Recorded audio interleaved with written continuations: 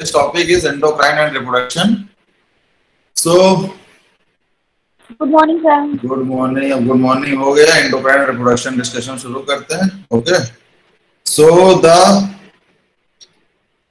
what is endocrine system? First, we have to understand that endocrine system is that system in the body that helps in control and coordination of the body in parallel to neuronal system. That means brain and spinal cord and the autonomic nervous system. So these endocrine system secretion directly into the blood. So the endocrine word signifies that there are ductless gland. That gland secrete secretion directly into the blood, and the whole secretion covers the whole body and affect every organ of the body where the receptors are present. So there are the different important endocrine glands. So this is the hypothalamus. Kindly focus on diagram. Hypothalamus, pineal gland, pituitary gland, thyroid gland, parathyroid glands present on a thyroid glands, and the thymus gland, adrenal gland, pancreas. Kidney also secretes some hormones like erythropoietins. Adipose tissue, that means the fat tissue, also secrete hormones like leptin, ghrelin. Small intestine, and number of hormones are secreted in GIT. That includes CCK, secretin, and secretin, ghrelins, and number of hormones. Ovary secretes steroid hormone. That is includes the progesterone, estrogen. Okay. There is a adrenal glands present on the kidney. There are the three different regions of adrenal glands. First, the adrenal cortex is divided into glomerulosa, reticulosa, fasciculata, and the adrenal medulla. So the adrenal medulla secretes the epinephrine and non-epinephrine, and the adrenal cortex secretes the three different type of hormone. Okay, are you listening me clearly? Yes, sir. Yes, sir. Anybody have a problem? Yes, sir. Yes, sir. Yes, sir. Yes sir. Okay. English में किसी को problem तो नहीं है? I will tell in Hindi, no issue. Sir थोड़ा हिंदी बोल दीजिए। हिंदी में ठीक है। Mix okay, everybody is comfortable. Mix करके बोलिए sir. Hello, yes, everybody is comfortable with Hindi? Yes sir. Yes sir. चलो भाई हिंदी में सुन लो। देखो, एंडोक्राइन ग्लैंड का मतलब ये है कि एंडोक्राइन ग्लैंड का सेक्रेशन डायरेक्टली ब्लड में होता है। ये सिस्टम काम करता है इन पैरेलल टू तुम्हारा न्यूरो सिस्टम के, ठीक है, नर्वस सिस्टम के पैरेलल काम करता है, जिसमें आपका सारा सिक्रीशन होता है डायरेक्टली ब्लड में। और जहां भी रिसेप्टर प्रेजेंट होंगे वहां ये अफेक्ट करेगा। जहां भी रिसेप्टर्स प्रेजेंट होंगे, सिक्रीशन ब्लड में हुआ, काम वहां पे करेगा जहां पे उस हार्मोन का रिसेप्टर प्रेजेंट होगा। हार्मोन इज जस्ट लाइक अ की और receptor is just like a lock. तो जहां पे लॉक प्रेजेंट होगा वहां चाबी लग जाएगी। जहां पे लॉक नहीं प्रेजेंट होगा वहां चाबी नहीं लग पाएगी। ठीक, तो एंडोक्राइन ग्लैंड्स में ये होगा कि ये सिक्रीशन अपना सिक्रीशन डायरेक्टली ब्लड वेसल्स में छोड़ देंगे। ब्लड सर्कुलेशन से पूरा हार्मोन सभी जगह पहुंच जाएगा। ठीक है, तो ये डिफरेंट ग्लैंड्स हैं हमारे सामने जो हम इस स्लाइड में देख रहे हैं। एन नंबर ऑफ ग्लैंड्स है और इसके अलावा भी बहुत सारे हार्मोन्स हैं। ये तो मेजर ग्लैंड्स हम केवल डिस्कस कर रहे हैं। जो इंपॉर्टेंट एंडोक्राइन ग्लैंड्स हैं, जो बहुत ज्यादा जिनका रोल है, बाकी ब्लड वेसल से, इंटेस्टाइन से, एडिपोज टिश्यू से, सभी जगह से हार्मोन निकल रहा है। They are important, equally important as well for the normal functioning and the control and coordination of the body.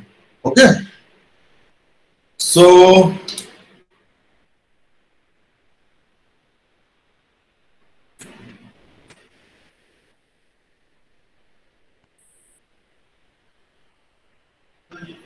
क्या हुआ?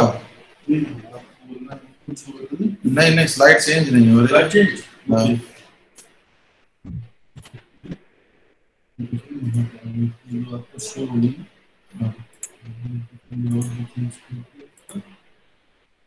पता नहीं।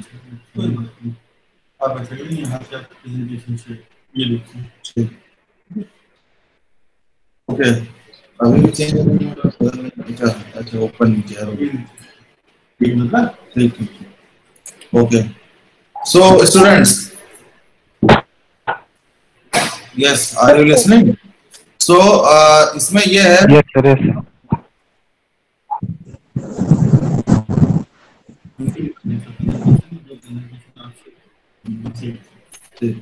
Everybody is listening. So hormone में ये इंपॉर्टेंट है कि हार्मोन सिक्रीशन हुआ, हार्मोन हमारे पास डिफरेंट टाइप के हैं, ठीक है। कुछ है प्रोटीन है, कुछ ऐसे हैं जो केवल बहुत छोटे अमीनो एसिड्स हैं, और कुछ ऐसे हैं जो स्टेरॉइड्स हैं, ठीक है। तो जो प्रोटीन वाले हैं, आप सेल मेम्ब्रेन का स्ट्रक्चर पहले पढ़ चुके होंगे। तो सेल मेम्ब्रेन के स्ट्रक्चर में ये रहता है कि जो प्रोटीन होता है वो सेल मेम्ब्रेन को पेनिट्रेट नहीं कर पाता है इजीली। तो प्रोटीन मॉलिक्यूल्स क्या करेंगे, सेल मेम्ब्रेन पे अटैच होंगे, उनके रिसेप्टर सेल मेम्ब्रेन पे प्रेजेंट होंगे। जो स्टेरॉइड्स हैं वो मेम्ब्रेन क्रॉस करके अंदर चले जाएंगे, साइटोप्लाज्मिक रिसेप्टर उनके होंगे, मतलब साइटोप्लाज्म उनका रिसेप्टर प्रेजेंट होगा या न्यूक्लियस में प्रेजेंट होगा। जो एमीन्स होंगे उनके रिसेप्टर डायरेक्टली न्यूक्लियस के अंदर प्रेजेंट होंगे।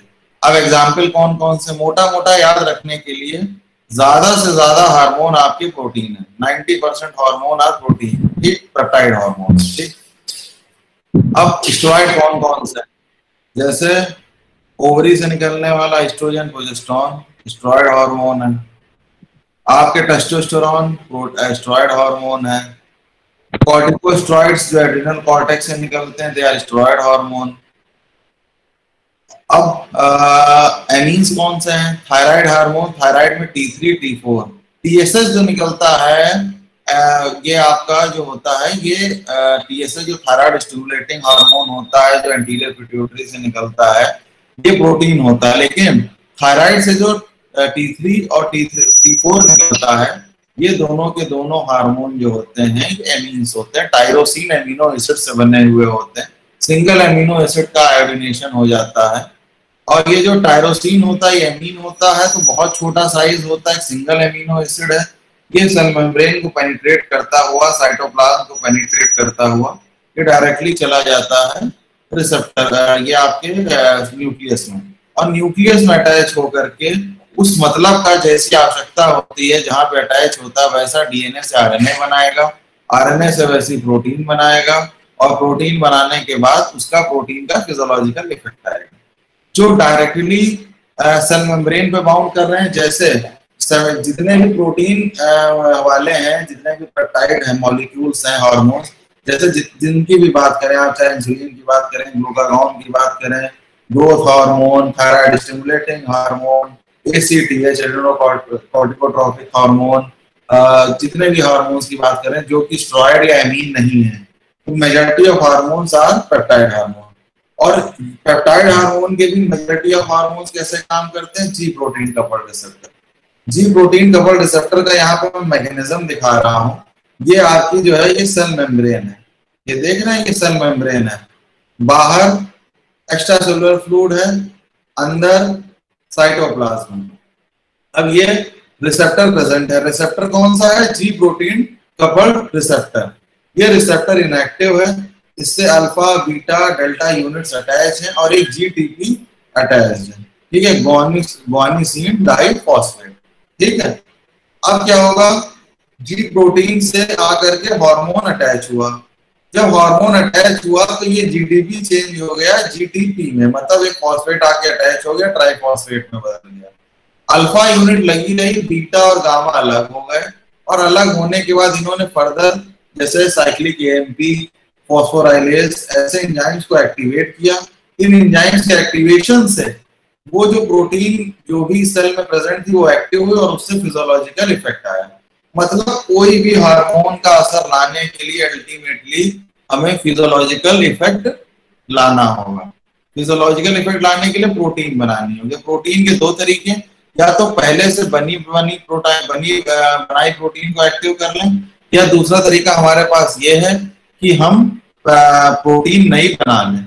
जो स्टेरॉइड्स हैं, एमीन हैं, वो सारे के सारे प्रोटीन बना रहे हैं और डायरेक्टली सिंथेसिस करा रहे हैं डीएनए से, और जो आपके प्रोटीन ये हैं पेप्टाइड हार्मोन्स, ये डायरेक्टली सेल मेम्ब्रेन में अटैच हो रहे हैं, वहां से सिग्नल दे रहे हैं आगे, और सिग्नल देने के बाद ये जो बनी बनाई प्रोटीन है उसको एक्टिव कर रहे हैं। वो प्रोटीन पहले से सेल में प्रेजेंट है, उसमें किसी स्टेरॉइड या स्टेरॉइड का या इसका रोल नहीं है अमीन का। Everybody is listening? Suraj Singh? Yes, sir. Yes, sir. Suraj Singh, okay, समझ में आ रहा है यहाँ तक? कोई दिक्कत? सर आ रहा है। अगली स्लाइड देखो। हमने बताया था कि जितने पेप्टाइड हार्मोन हैं ये मेनली काम कर रहे हैं तुम्हारे जी प्रोटीन कपल रिसेप्टर से, लेकिन सारे के सारे नहीं, 70% जी प्रोटीन कपल रिसेप्टर से।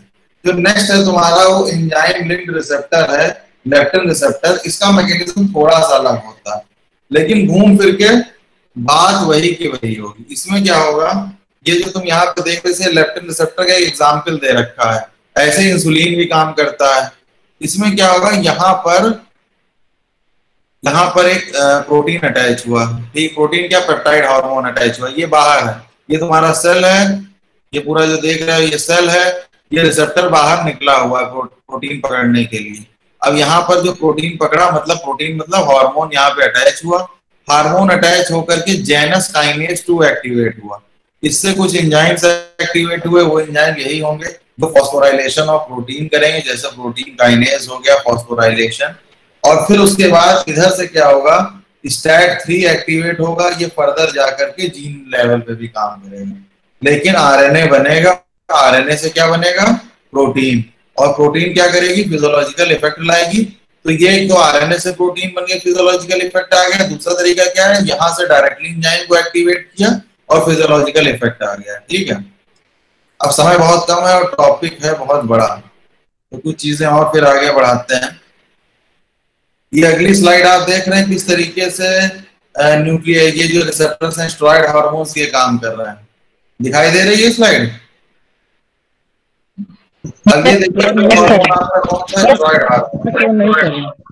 जी कमलेश क्या कह रहे हैं? सर स्लाइड तो नहीं सर देख रही है, स्लाइड शो कर रहा है नहीं कर रहा है? शो हो रही है सर, हो रही सर, सर दिख रही है। ओके ओके, होने लगी सर, होने लगी। अब ये स्लाइड दिख रही है ना? अब देखा क्या था वहां पहली वाली स्लाइड्स में और इनमें, उसमें हार्मोन डायरेक्टली मेम्ब्रेन पे काम कर रहा था, हाँ, यहाँ डायरेक्टली हार्मोन मेम्ब्रेन पे काम कर रहा था पहले। अब क्या है, हम स्टेरॉइड की बात कर रहे हैं या किसकी बात कर रहे हैं, एमीन की। एमीन में का क्या मतलब हो गया, जैसे तुम्हारा ये थायराइड हार्मोन हो गया, एपिनेफ्रिन और एपिनेफ्रिन हो गया। अब ये क्या करेगा, ये जो हार्मोन है लाइपोफिलिक, क्यों कहा है लाइपोफिलिक, मतलब फैट को पसंद करने वाला, फैट की तरह अट्रैक्ट होने। तो लाइपोफिलिक है तो प्लाज्मा मेम्ब्रेन को आराम से क्रॉस कर गया। क्रॉस करने के बाद इसका रिसेप्टर साइटोप्लाज्म में प्रेजेंट है।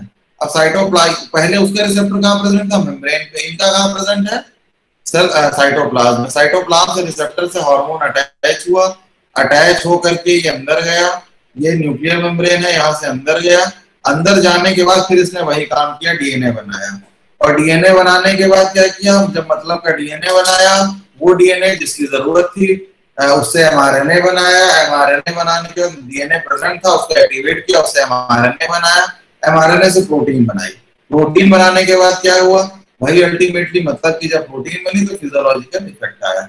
अल्टीमेटली चाहे जो भी फंडा हो आपका, चाहे आपके पास प्रोटीन हो, चाहे प्रोटीन हार्मोन को मतलब पेप्टाइड हार्मोन को जिस तरीके से एक्टिवेट करें, चाहे स्टेरॉइड हार्मोन हो, चाहे आपका वो आपका ये क्या कहते हैं अमीन हो, कोई भी तरीके का हार्मोन हो, अल्टीमेटली उसको प्रोटीन बनानी है। थोड़े से तरीके का अंतर है, प्रोटीन है बड़ा है तो वो मेम्ब्रेन पे काम करेगा, और जो आपका ये है स्टेरॉइड्स हैं ये छोटे होते हैं, सेल मेम्ब्रेन को क्रॉस कर जाते हैं, तो ये अंदर से जाकर के काम करते हैं। बस इतना सा फर्क है, इतनी बात याद रखो मुद्दे की, ठीक है। और किताब खोलोगे, टेबल देखोगे तो उसमें ये दिखाई पड़ेगा कि ज्यादातर तुम्हारे प्रोटीन है, तो उसमें वो मार्क कर लो कि कौन से जो है वो प्रोटीन नहीं है, और उन्हें याद कर लो, बाकी बचे हुए तो अपने आप प्रोटीन नहीं है, याद ही रहेगा।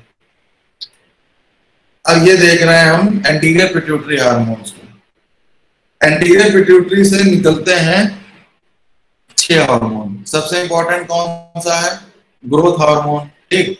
दूसरा क्या, थायरोट्रोपिन या जिसे हम टीएसएच भी कहते हैं, थायराइड स्टिमुलेटिंग हार्मोन। ये क्या करेगा, थायराइड ग्लैंड को स्टिमुलेट करेगा। दूसरा क्या है, कॉर्टिकोट्रोपिन, ये एड्रिनल कॉर्टेक्स को एक्टिवेट करेगा। Follicle stimulating hormone plus luteinizing hormone, ये दोनों के दोनों ओवरी पे असर डालेंगे। अभी आगे रिप्रोडक्शन डिस्कस करेंगे, मेंस्ट्रुएशन साइकिल एंड रिप्रोडक्शन, तो उसमें उसको एक्सप्लेन कर देंगे। तो follicle stimulating hormone, luteinizing hormone, ये दोनों ओवरी को अफेक्ट करेंगे। और प्रोलैक्टिन मेमरी ग्लैंड को अफेक्ट करेगा। एक बड़ी इंपॉर्टेंट बात जान लीजिए, हार्मोन एक है ऑक्सीटोसिन, जो कहां से निकलता है, पोस्टीरियर पिट्यूटरी से। दूसरा हमारे पास है प्रोलैक्टिन। अब मिल्क सिंथेसिस में कौन रिस्पॉन्सिबल है और मिल्क इजेक्शन में कौन सा रिस्पॉन्सिबल है? मिल्क सिंथेसिस जो कराता है, जी दीपक, मिल्क सिंथेसिस जो कराता है वो प्रोटीन, मिल्क सिंथेसिस जो कराता है वो प्रोलैक्टिन कराता है, और मिल्क इजेक्शन जो कराता है वो ऑक्सीटोसिन कराता है। जब बच्चा ब्रेस्ट फीड करता है उस समय ऑक्सीटोसिन निकलता है।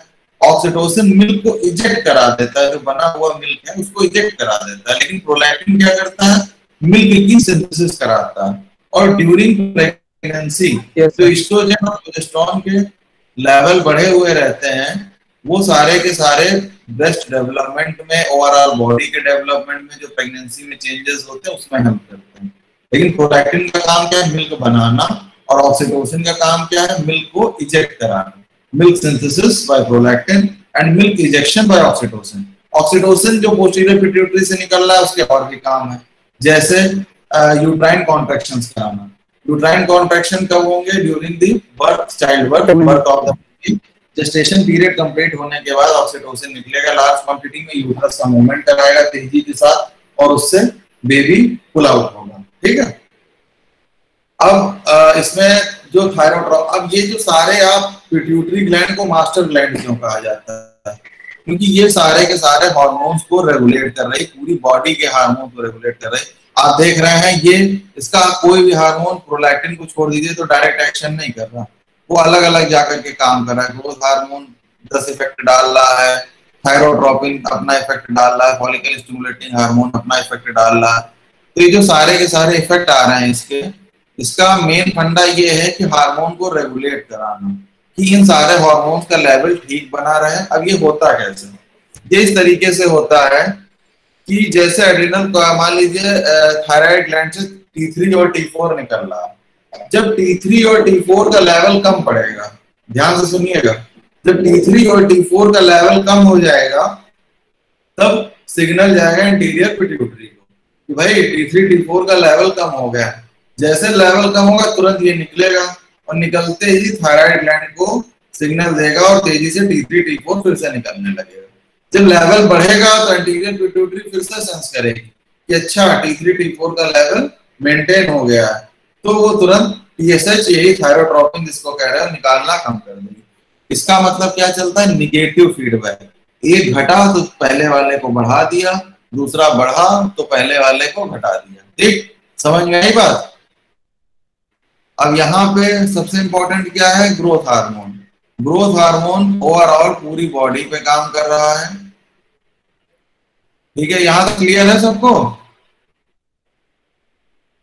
Yes sir. Yes sir. ठीक, अब ग्रोथ हार्मोन सुनो। ग्रोथ हार्मोन को बड़े शॉर्ट में समझा, एक ही घंटा, 1 घंटे में सब कुछ पढ़ाना। ग्रोथ हार्मोन की सबसे खासियत यह है कि ओवरऑल ग्रोथ में बॉडी के लिए इंपॉर्टेंट है। 2-3 बातें याद कर लो। एक तो ग्रोथ हार्मोन क्या करेगा, कार्बोहाइड्रेट को बॉडी में बढ़ाएगा, ब्लड ग्लूकोज लेवल को बढ़ाएगा, फैट से एनर्जी बनाने में मदद करेगा। तीसरा काम क्या करेगा, पूरा प्रोटीन बॉडी में बढ़ाना शुरू करेगा, प्रोटीन सिंथेसिस तेजी से बढ़ाना शुरू करेगा। तो ग्रोथ हार्मोन की खासियत ये कि ओवरऑल ग्रोथ बॉडी की कराता है।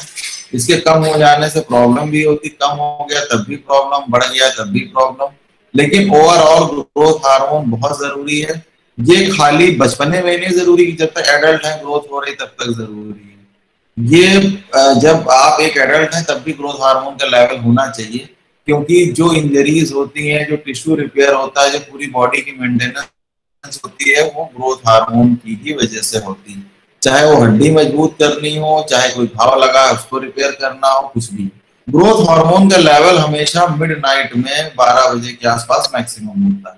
जितनी अच्छी नींद लेते हैं ग्रोथ हार्मोन का लेवल उतना अच्छा होता है।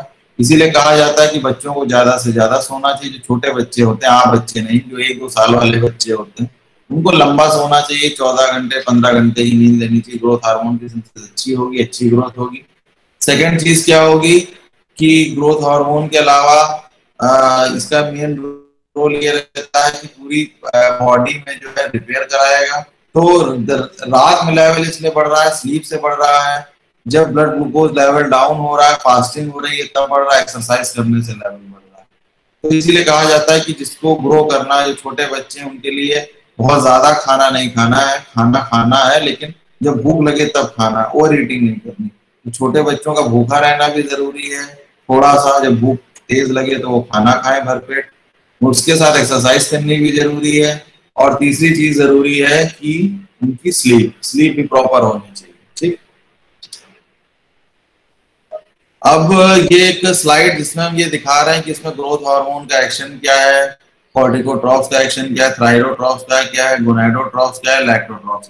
अच्छा, ये चीज दिमाग में रख लीजिए, ये जो FSH LH होता है, इसका रोल खाली जो है ये फीमेल सिस्टम में ही नहीं होता है कि वह एस्ट्रोजन प्रोजेस्टेरोन निकालने के लिए, मेंस्ट्रुएशन साइकिल चलाने के लिए। FSH LH का पूरा रोल जो होता है वो मेल रिप्रोडक्टिव सिस्टम में भी होता है। इसमें स्पर्मेटोजेनेसिस कराने के लिए FSH रिस्पॉन्सिबल है, और टेस्टोस्टेरोन के सिक्रीशन के लिए LH मतलब ल्यूटिनाइजिंग हार्मोन रिस्पॉन्सिबल है मेल में। तो मेल में भी इक्वली इंपॉर्टेंट रोल है, ऐसा नहीं कि मेल के काम का हार्मोन नहीं। अब ये थायराइड ग्लैंड को मोटा मोटा देख लीजिए। थायराइड ग्लैंड की बात कर चुके हैं, मतलब T3 T4 निकलता है। निकलता कहाँ से है? ये थायराइड ग्लैंड सिचुएटेड है, यहाँ पे 4 पैराथायराइड ग्लैंड है, यहाँ एक यहाँ एक यहाँ एक यहाँ फ्रंट पे। ये एक हमने एक स्ट्रक्चर निकाला है थायराइड ग्लैंड का क्रॉस सेक्शन, जिसमें ये पूरा फॉलिकल एक प्रेजेंट है। इसी फॉलिकल के अंदर T3 T4 बनता है, बाहर से आयोडीन जाता है। आयोडीन जाने के बाद ये क्या होता है कि T3 T4 जो है सिंथेसिस हो जाती है, T3 T4 रिलीज होता है, वो बाहर ब्लड में आता है। ब्लड में एल्बुमिन और अलग थायरोग्लोबिन प्रोटीन होती है, उससे बाइंड कर जाता है। बाइंड करने के बाद वो वहीं पे धीरे धीरे रिलीज होकर के एक्शन करता है। थायराइड हार्मोन 2 तरीके का, एक जो फ्री घूम रहा है, एक वो जो प्रोटीन बाउंड है। प्रोटीन बाउंड धीरे धीरे रिलीज होगा, बाद में काम आएगा, फ्री वाला रेगुलरली काम आता है। तो थायराइड प्रोफाइल जो जांच कराते हैं वो 2 तरीके का होता है, T3 T4 TSH एक नॉर्मल होता है, फ्री T3 T4 TSH होता है। ठीक है, अब ये देख लो, स्लाइड को देखो, पढ़ो थायराइड के फंक्शन।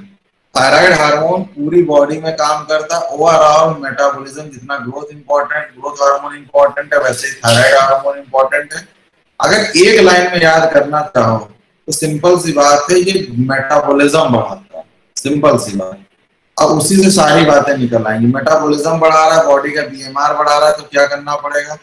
सबसे पहले कार्डियक आउटपुट बढ़ाना पड़ेगा, खून ज्यादा पहुंचे, ब्लड फ्लो बढ़े, हार्ट रेट तेज हो, हार्ट की स्ट्रेंथ ज्यादा हो जिससे फोर्सफुल कॉन्ट्रैक्शन कर सके, रेस्पिरेटरी रेट बढ़ाए। क्यों? क्योंकि जब बॉडी में आप मेटाबॉलिज्म बढ़ाओगे तो न्यूट्रिशन भी चाहिए होगा, ऑक्सीजन भी चाहिए होगा, सभी कुछ चाहिए होगा।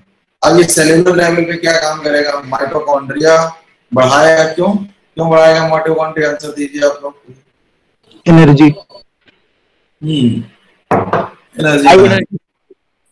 एटीपी बनाना है, वही एनर्जी बनानी है। सोडियम पोटेशियम पंप भी ज्यादा चलेगा, ऑक्सीजन कंजम्पशन भी बढ़ जाएगा। क्यों? क्योंकि जितना कुछ आपके पास है, मतलब चाहे वो प्रोटीन है, कार्बोहाइड्रेट है, पूरा मतलब बॉडी का ओवरऑल मेटाबॉलिज्म तेज कर रहा है।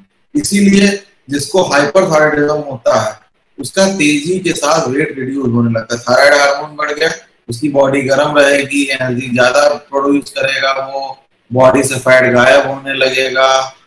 ठीक है, और जो हाइपोथायराइडिज्म का पेशेंट होता है उसके नस दिखाई पड़ेगी, वो मोटा होता चला जाएगा, ओबेसिटी हो जाएगी, स्वेलिंग आ जाएगी, ठंडी रहेगी, वो सेंसिटिव हो जाएगा कोल्ड के लिए। तो वो क्या करता है? ओवरऑल मेटाबॉलिज्म डाउन कर देता है। ठीक, क्लियर? कोई डाउट? चलो ये अगला देखो, ये एड्रेनल कॉर्टेक्स, एड्रेनल कॉर्टेक्स किसमें बटी हुई है? 3 में। एक तो मेडुला हो गया, ये ग्लैंड किडनी के ऊपर सिचुएटेड होती है, छोटी ग्लैंड्स होती है, किडनी के ऊपर रखी होती है कोनिकल शेप में। मेडुला सबसे अंदर होता है, मेडुला से निकलता है एपिनेफ्रिन, और एपिनेफ्रिन ये ट्रांसमीटर सिंपैथेटिक स्टिमुलेशन कराता है बॉडी में, ठीक है। और जो ये आपका होता है एड्रेनल कॉर्टेक्स, इसमें हो गया जोना ग्लोमेरुलोसा, फेसिकुलेटा और रेटिकुलरिस, 3 लेयर में बांटा है। जो बाहर वाला है ग्लोमेरुलोसा, ये निकालता है एल्डोस्टेरॉन, ठीक। और जो फेसिकुलेटा और रेटिकुलरिस है, ये निकालता है, रेटिकुलरिस एंड्रोजेंस निकलते हैं स्मॉल क्वांटिटी में, ईस्ट्रोजन भी निकलता है, टेस्टोस्टेरोन भी निकलता है, वो मतलब टेस्टोस्टेरोन, ईस्ट्रोजन निकला, वो टेस्टोस्टेरोन में कन्वर्ट हो गया, ये सब चीजें। तो थोड़े ये जो हार्मोन्स होते हैं मतलब स्टेरॉइड्स हार्मोन, ईस्ट्रोजन, एंड्रोजन थोड़े से निकलते हैं। बाकी जो फेसिकुलेटा होता है, इससे मेनली कॉर्टिसोल निकलता है। कॉर्टिसोल सबसे पोटेंट, कॉर्टिकोस्टेरॉइड से निकलते तो 50 हैं, लेकिन कॉर्टिसोल जो होता है वो सबसे इंपॉर्टेंट होता है। तो ये कॉर्टिकोस्टेरॉइड्स इससे निकलते हैं। और जो ग्लोमेरुलोसा होता है उससे एल्डोस्टेरोन निकलता है। एल्डोस्टेरोन का क्या काम होता है? सॉल्ट का रिटेंशन कराना। ये बॉडी में सोडियम बढ़ाता है, पोटेशियम को घटाता है, किडनी पर जाकर के एक्शन करता है, किडनी में सोडियम को रिटेन कराने में हेल्प करता है, पोटेशियम एक्सक्रीट कराने में हेल्प करता है। यही काम ये स्वेट ग्लैंड में भी करता है। तो बॉडी में जब भी सोडियम की कमी होगी एल्डोस्टेरोन निकलेगा। एल्डोस्टेरोन कैसे निकलता है? वो एंजियोटेंसिन सेकंड के सिग्नल पे निकलता है। वो सारा का सारा रास मैकेनिज्म अगर रीनल पढ़ाया गया होगा तो उसमें आपने पढ़ा होगा, ठीक है। अब आते हैं सबसे इंपॉर्टेंट पैंक्रियास। पैंक्रियास में हमारे पास अल्फा सेल्स हैं, बीटा सेल्स हैं और डेल्टा सेल्स हैं। ये इंडोक्राइन पोर्शन की बात हो रही है। पैंक्रियास के 2 पोर्शन है, इंडोक्राइन और एक्सोक्राइन। इंडोक्राइन पोर्शन जो होता है वो हार्मोन निकाल रहा है, एक्सोक्राइन पोर्शन जो है वो हार्मोन, वो एंजाइम्स निकाल रहा है, जैसे अमाइलेज, लाइपेज, जो सारे के सारे डाइजेशन में हेल्प कर रहा है। अब आता है हार्मोन, हो गया एक इंसुलिन, एक ग्लूकागॉन और एक सोमैटोस्टेटिन। सोमैटोस्टेटिन जो होता है उसका आप लोगों के लेवल पे इतना रोल नहीं है, आप मेनली इंसुलिन ग्लूकागॉन के बारे में जाने। एमाइलिन भी निकलता है, 4 हार्मोन निकलते हैं, मोटा मोटा इंसुलिन ग्लूकागॉन याद रखो। इंसुलिन का मेन काम क्या है कि इंसुलिन निकलेगा तो इंसुलिन ब्लड ग्लूकोज लेवल को डाउन करेगा, प्रोटीन सिंथेसिस में बॉडी की हेल्प करेगा, बॉडी में प्रोटीन बढ़ाएगा। दूसरा फैट का भी कंजर्वेशन करेगा। फैट मतलब कार्बोहाइड्रेट या ग्लूकोज को as a primary source of energy use करेगा। इंसुलिन का मेन एक्शन ये है, इसको देख लीजिए। इंसुलिन वैसे ही काम कर रहा है टायरोकाइनेज रिसेप्टर से, जैसे बात की थी। अब इंसुलिन क्या पेप्टाइड हार्मोन है, तो देखिए सेल मेम्ब्रेन के बाहर इसका रिसेप्टर लटका हुआ है। रिसेप्टर मेम्ब्रेन में भी घुसा हुई है बीटा यूनिट, और अल्फा यूनिट बाहर में। ये हर सेल में प्रेजेंट है। Every cell of the body has insulin receptor. अब इंसुलिन आएगा, इससे अटैच होगा, अटैच होने के बाद टायरोक्सिन काइनेज एक्टिवेट होगा। जैसे वो एक्टिवेट होगा, फॉस्फोराइलेशन होगा, फैट की सिंथेसिस होने लगेगी, प्रोटीन सिंथेसिस होने लगेगी, ग्लाइकोजन मतलब ग्लूकोज का लेवल डाउन करना है तो 2 काम कर सकते हैं, या तो ग्लूकोज से हम फैट बना लें, या तो ग्लूकोज से ग्लाइकोजन बना के स्टोर कर लें, या ग्लूकोज से डायरेक्टली जो एनर्जी जहां यूज हो रही है वो एनर्जी यूज कर लें। जैसे ही ये एक्टिवेट होता है तो ग्लूकोज सेल में अंदर आने लगता है। डायबिटीज में यही होता है, जब इंसुलिन की कमी होती है या इंसुलिन का सिक्रीशन नहीं हो पा रहा होता है, या इंसुलिन बनना बंद हो जाती है, टाइप 1 डायबिटीज, टाइप 2 डायबिटीज, तो ग्लूकोज ब्लड में तो प्रेजेंट है लेकिन सेल के अंदर नहीं आ पाता। ये जो आप देख रहे हैं ना, ये रास्ता, ये ट्रांसपोर्टर GLUT2, ये खुल नहीं पाते हैं। ये ट्रांसपोर्टर नहीं खुलते तो सेल अंदर, ग्लूकोज सेल के अंदर नहीं आ पाता। ब्लड बहुत सारा बाहर ग्लूकोज है लेकिन वो सेल के अंदर नहीं आ रहा। सेल के अंदर नहीं आएगा तो ना एनर्जी बनेगी, ना प्रोटीन सिंथेसिस होगी, ना ग्लाइकोजन, ना फैट सिंथेसिस, कुछ नहीं हो पाएगा। तो यही इंसुलिन का रोल है। इसीलिए आप देखते हैं जब कोई डायबिटिक पेशेंट होगा आपके आसपास, आप देखते हैं इंसुलिन की कमी है उसके अंदर, तो उसमें क्या होता है, वो जब हाईली डायबिटिक हो जाता है तो लीन एंड थिन हो जाता है, फैट लीन हो जाती है, वो सारा फैट एज एनर्जी यूज होने लगता है। सेल के अंदर जो फैट और प्रोटीन होता है, सेल उसको यूटिलाइज करने लगता है एज एनर्जी, वो बाहर के ग्लूकोज को यूज नहीं कर पाता है। उसके साथ क्या होता है, ब्लड में ग्लूकोज बढ़ जाता है तो ब्लड की ऑस्मोलरिटी बढ़ जाती है। उससे आदमी को पॉलीडिप्सिया, पॉलीफेजिया, पॉलीयूरिया, तो सेल डिप्राइव्ड है, इस वजह से भूख भी ज्यादा लग रही, उधर ग्लूकोज भी बढ़ रहा है, यूटिलाइज नहीं हो पा रहा है, इससे ब्लड की ऑस्मोलरिटी बढ़ गई, ब्लड में शुगर ज्यादा है, कंसंट्रेशन ज्यादा है, तो यूरिन भी ज्यादा हो रही है, और दूसरा काम ये हो रहा है कि प्यास भी ज्यादा लग रही है। ठीक, अब ये टाइप 1 टाइप 2 डायबिटीज के कैरेक्टर हैं जो हम लोग अभी डिस्कस कर चुके हैं। नेक्स्ट चीज देखते हैं विटामिन डी।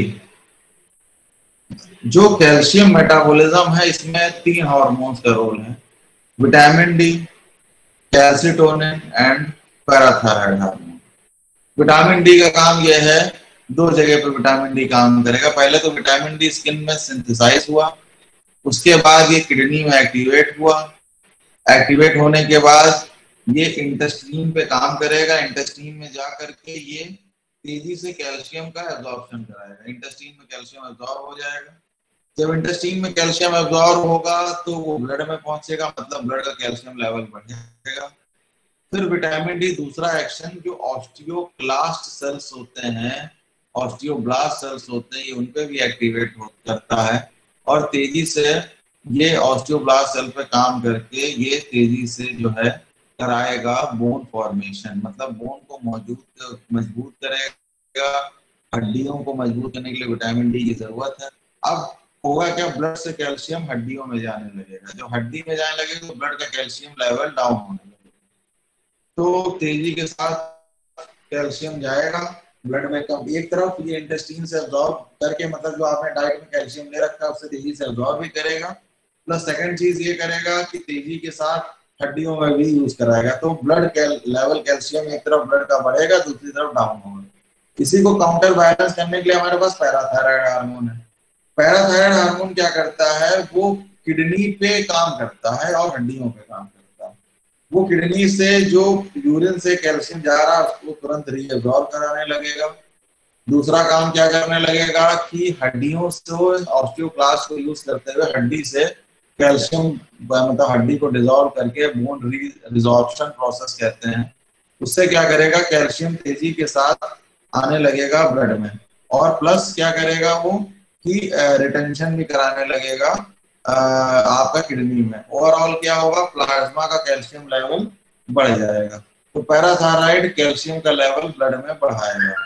और तीसरा काम क्या होगा इसके साथ साथ, कि कैल्शियम का लेवल बढ़ाने के बाद ये पैराथायराइड हार्मोन काम करता है फॉस्फेट के लिए, ये किडनी से फॉस्फेट का एक्सक्रीशन बढ़ाता है।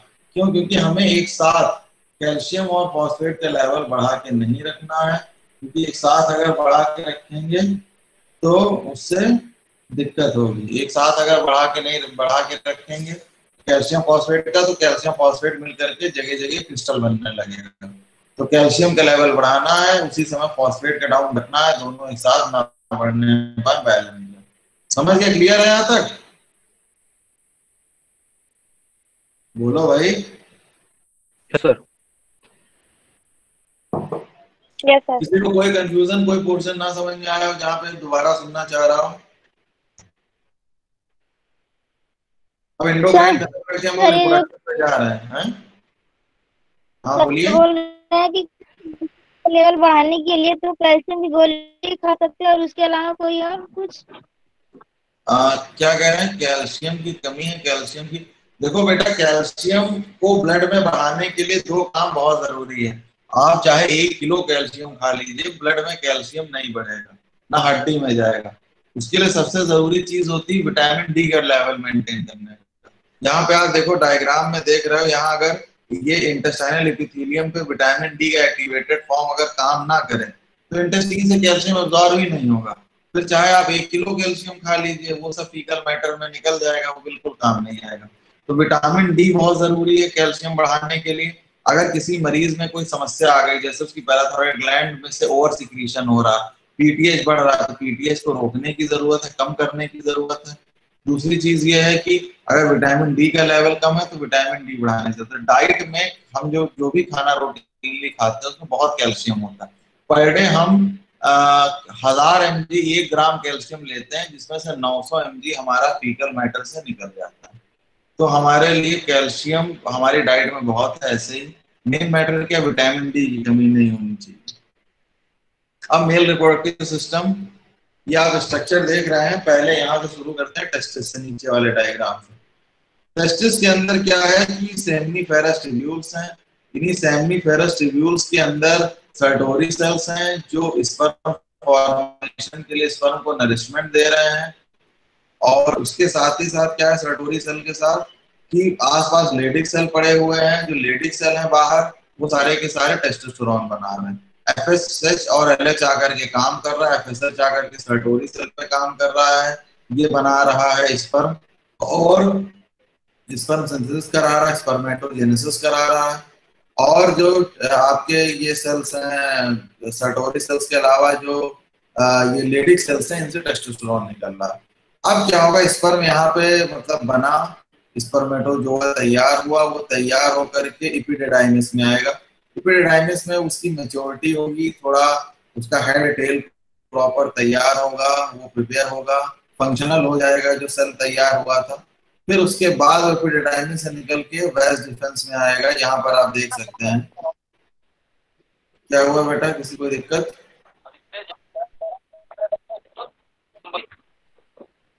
एक मिनट यार, आवाज नहीं आ रही है, चैट में लिख दो क्या कह रहे हो।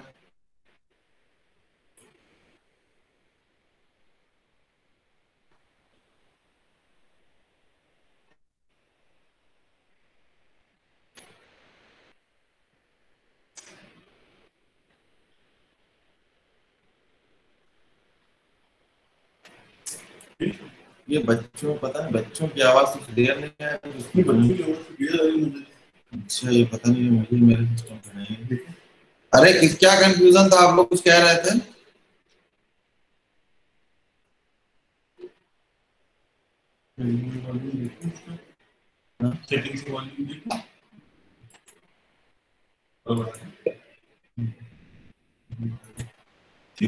Everybody listening? Let's start again. तो रिप्रोडक्शन कंटिन्यू कर रहे हैं, ठीक है? यस।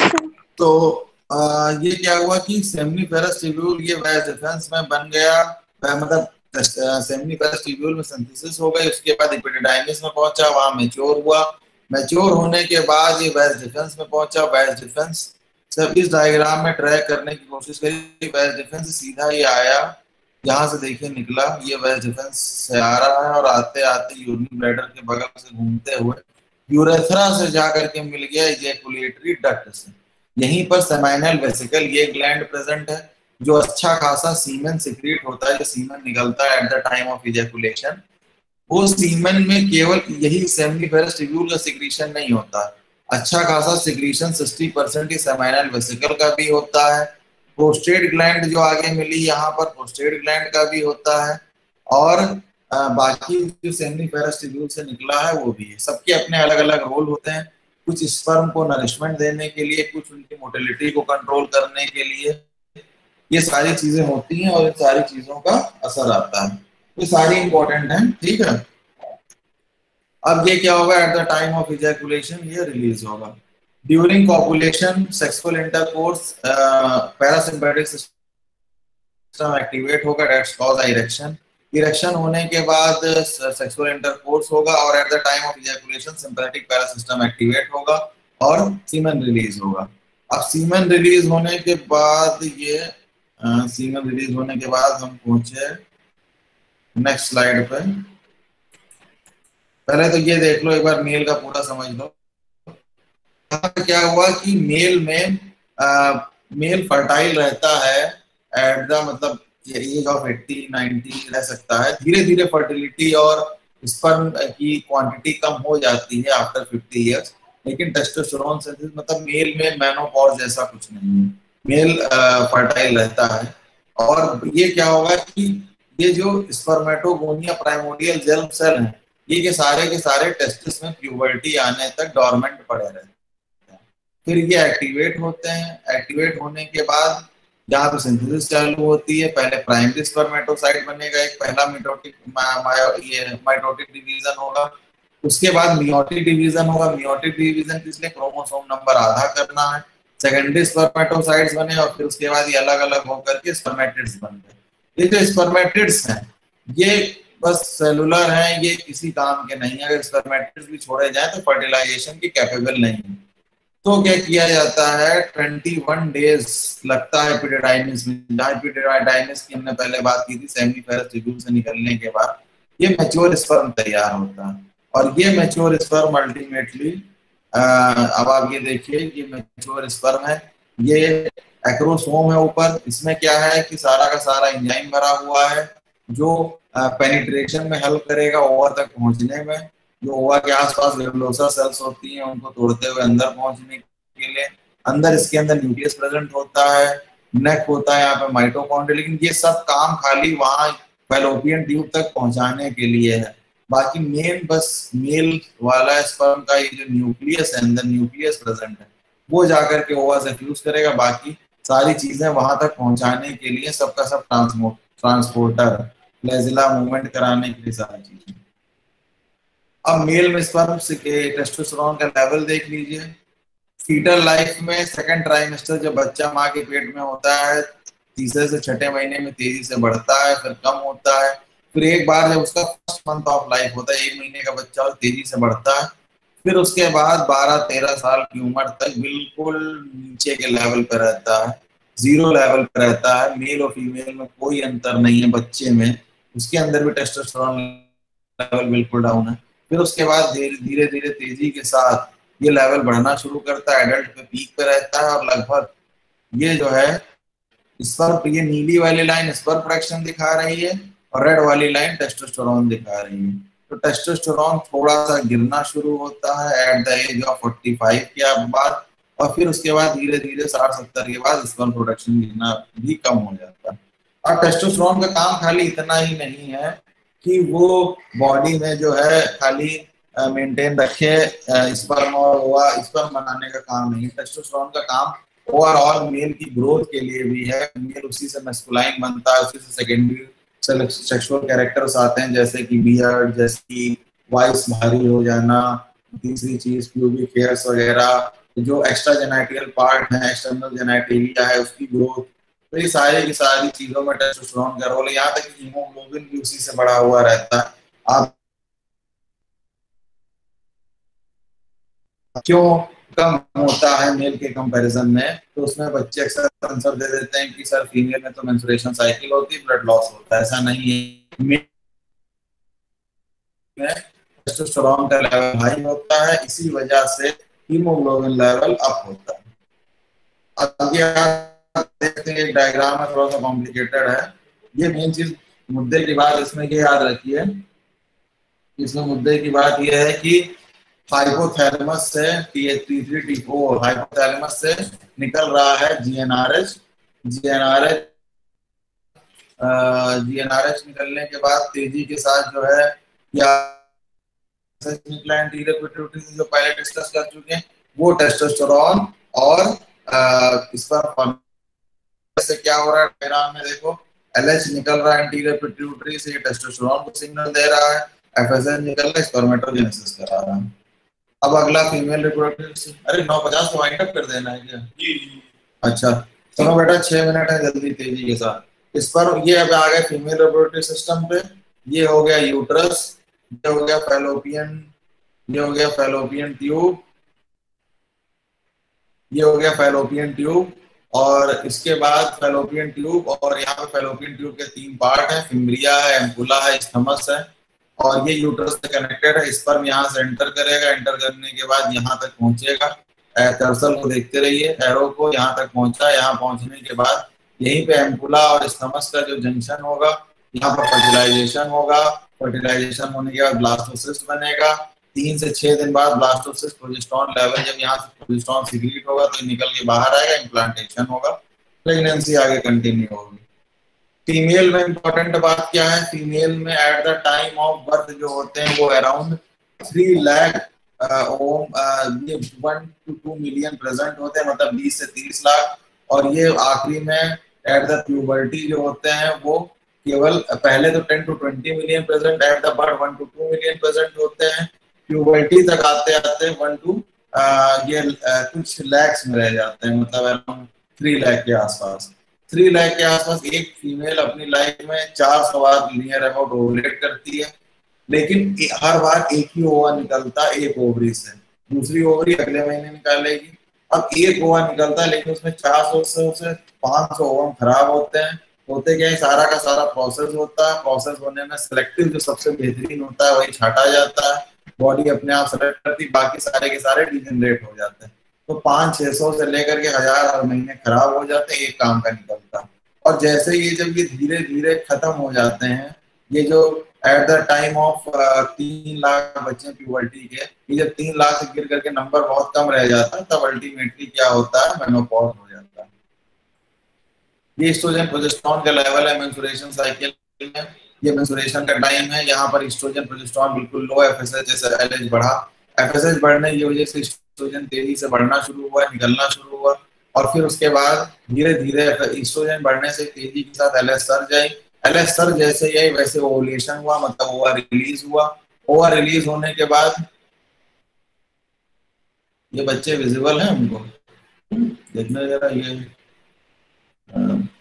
नहीं रहा है, ये प्रेजेंटेशन चल रहा है, ये यहाँ पे वो चीज नहीं है, ठीक ओके। हाँ, ये कह रहा था मैं कि ये एस्ट्रोजन प्रोजेस्टेरॉन का लेवल तेजी के साथ बढ़ रहा है। ये जब एस्ट्रोजन डिप मारेगा, एलएच बढ़ेगा। यहाँ जो सेल्स प्रेजेंट होते हैं ओवरी में, जो ओवम के चारों तरफ ग्रेनुलोसा सेल्स प्रेजेंट होते हैं, ये नेक्स्ट स्लाइड में आपको दिखाई दे रहे हैं। ये देखो, ये जो सेल्स प्रेजेंट है, ये जब ओवम निकल जाता है तो ये सेल यहाँ के साइड के चेंज हो जाते हैं, और ये जो सेल चेंज हो जाते हैं, ये चेंज होने का कॉर्पस ल्यूटियम बन जाता है। ये कॉर्पस ल्यूटियम तेजी के साथ यहाँ पे प्रोजेस्टेरॉन निकालना शुरू कर देता है, और प्रोजेस्टेरॉन निकलता है। फिर धीरे धीरे क्या होता है, अगर फर्टिलाइजेशन नहीं हुआ, प्रेगनेंसी नहीं कंसीव हुई, तो ये ओवम निकल जाए, ये ओवम बर्बाद चला गया, फर्टिलाइज नहीं हुआ, corona radiata due to the low level of FSH LH खत्म हो जाता है, और अगली मेंस्ट्रुएशन साइकिल फिर शुरू होती है। अब ये देखिए फर्टिलाइजेशन कैसे होता है। ये उस ग्रेनुलोसा सेल जो कोरोना रेडिएटा बताते हैं, अंदर ओवम निकलता है, दूसरा स्पर्म आता है, कोरोना रेडिएटा जैक्रोसोम हमने वहां पे डिस्कस किया था, वहां से एंजाइम निकला, स्पर्म अंदर पेनिट्रेट किया, बाकी सारा टेल वेल इसकी सब बेकार, किसी काम की नहीं। माइटोकॉन्ड्रिया मेल का सब छूट जाता है, सिर्फ मेल का न्यूक्लियस जाता है, यहाँ फर्टिलाइज करता है। यहाँ पे फाइनल जो फर्टिलाइजेशन होता है, सेकंड पोलर बॉडी एक निकल जाती है, और फीमेल प्रोन्यूक्लियस और मेल प्रोन्यूक्लियस कंबाइन कर जाता है। और उसके बाद क्या होता है कि ये कंबाइन करने के बाद यहाँ से ब्लास्टोसिस्ट निकलता है, चौथे से 5वें दिन यूट्रस पे पहुंचता है, 5वें से 7वें दिन इम्प्लांट हो जाता है।